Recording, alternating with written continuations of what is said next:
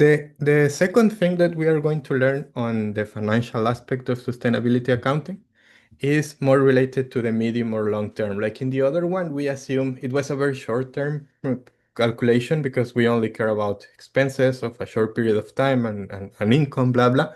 But now we are going to decide on investments. It's a typical thing that some managers or owners need to face. Like, what should we invest on? Should we invest in the traditional non-sustainable option or the sustainable option? I don't know if you remember, but CAPEX is a very common term in accounting that means capital expenditures. So it is about something that it's an investment. That's really the meaning. And we will assume for these exercises that everything is based on debt, because usually with CAPEX, you need to multiply with the weighted cost of capital. So I don't know if you know that from other finance courses, but we are going to make it simple. We are going to assume that the investment is financed by debt, so that investment is linked to an interest rate that you need to pay.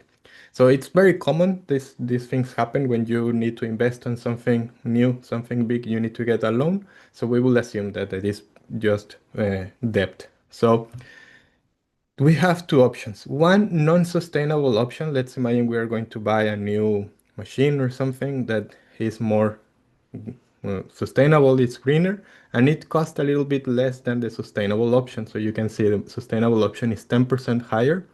The non-sustainable option is $100,000.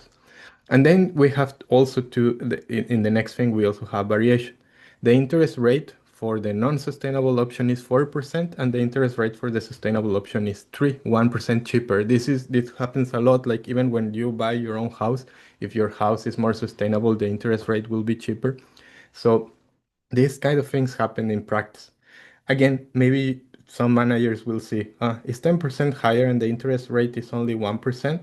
So that means it's maybe 10 versus 1, maybe it's not the best. Let's do the calculation. So it's very basic thing. I mean, we are assuming very simple assumptions in here. So it's basically just multiplying 100,000 times 4 and 110,000 times, sorry, zero point zero 0.04 and zero point zero 0.03.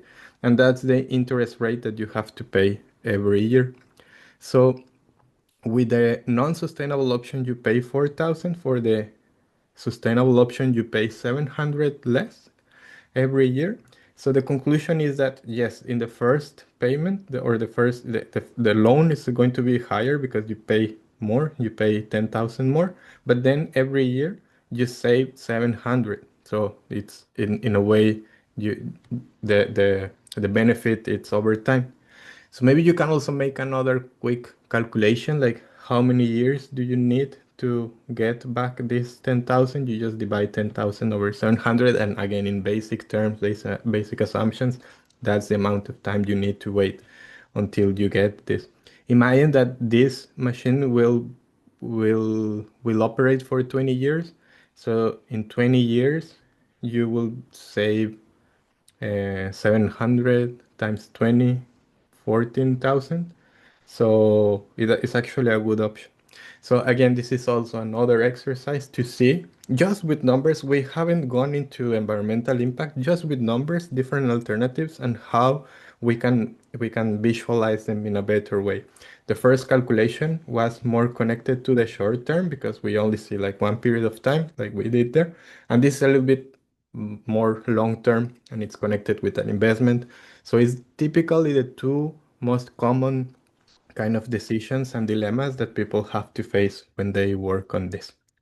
So that's it for the accounting part. We will move to the environmental impact part in the next video.